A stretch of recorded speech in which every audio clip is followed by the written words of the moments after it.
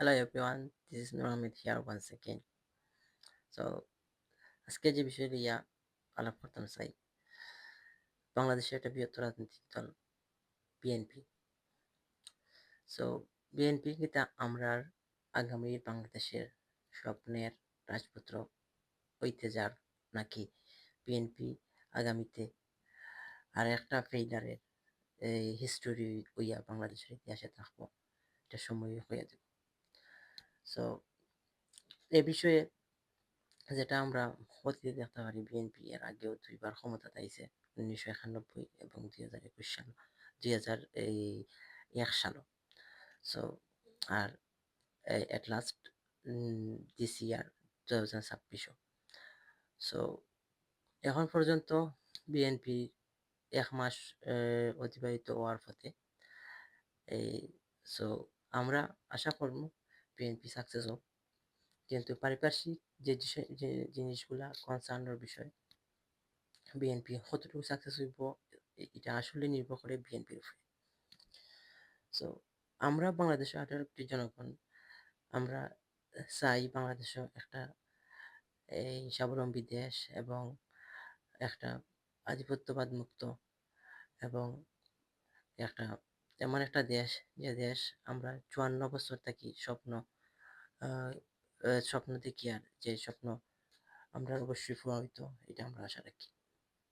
So BNP কিতা আমরা স্বপ্ন পূরণ করতে পারবো কি পারতো না, এটা নিয়ে সবের ভিতরে একটা মিশ্র প্রতিক্রিয়া আছে।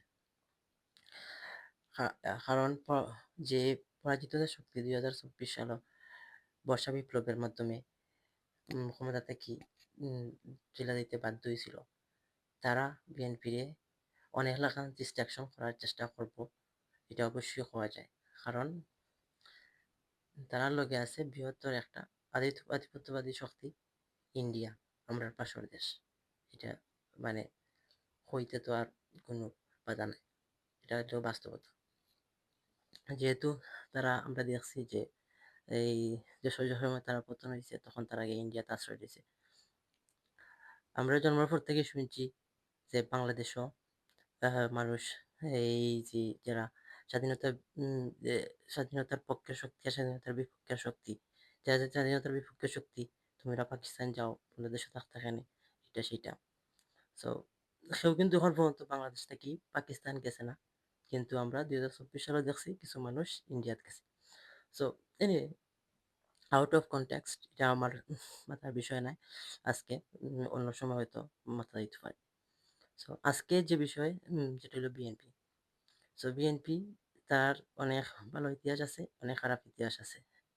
যার মাঝে একটা খারাপ ইতিহাস হলো গিয়ে চাঁদাবাজি সাথে বিএনপির একটা বড় অংশ জড়িত, যেটা অবশ্যই বর্তমান প্রধানমন্ত্রী তারেক জিয়ার কনসার্নের বিষয় হইব আগামীতে এই চাঁদাবাজ শক্তিরে, প্লাস এই যে করাপ্টেড যে রাজনীতিক যে সংস্কৃতি, এই সংস্কৃতি থেকে বাংলাদেশকে বাঁচাইয়া কিরাখান স্বপ্নের বাংলাদেশের পথে এগিয়ে নিয়ে যেতে পারে, এটাই হইব আগামী দিনে তার একজনের জন্য একটা চ্যালেঞ্জ।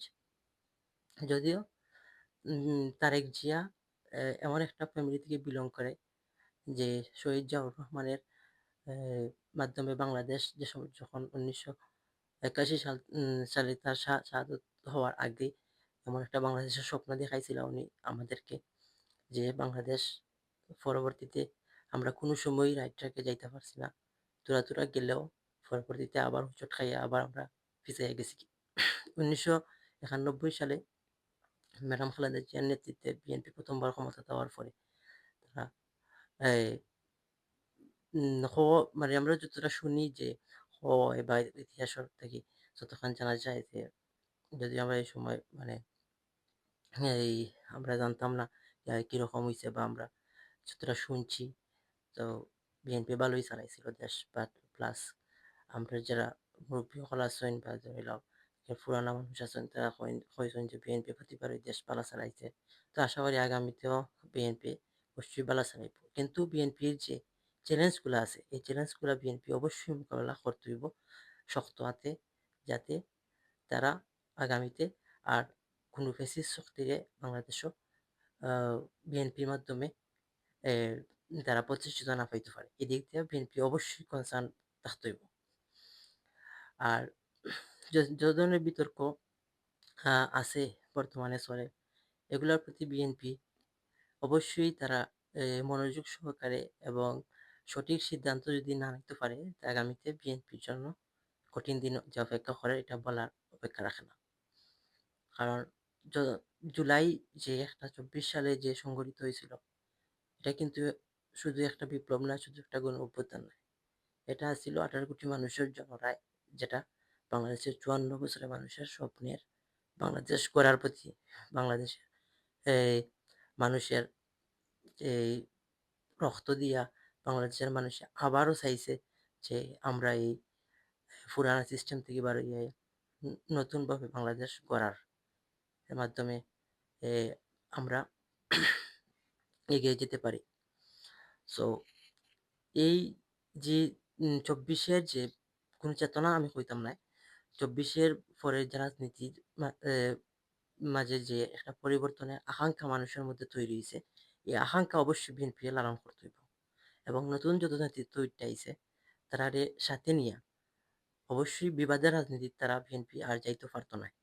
যদি আবার বিবাদের রাজনীতি, যদি আবার বিভাজনের রাজনীতি, যদি আবার সেই চাঁদাবাজির রাজনীতি, আবার সেই ক্যাডার ভিত্তিক রাজনীতির দিকে বিএনপি যায়, তাহলে বিএনপির জন্য অবশ্যই একটা খারাপ দিন ওয়েট করে, এটা হয়ে যায়।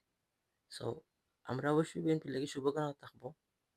আমরা বিএনপির ভুলর সমালোচনা করবো এবং পালা কামর প্রশংসা করবো। কারণ ভুলর সমালোচনা এখানে করতে হইব, কারণ সমালোচনা করলে গিয়া বিএনপি এই জিনিসগুলা তারা কনসার্ন নিয়া তারা শুধরাইয়া পরবর্তীতে তারা চেষ্টা করব যে যাতে তারা রাইট ট্র্যাকে থাকে।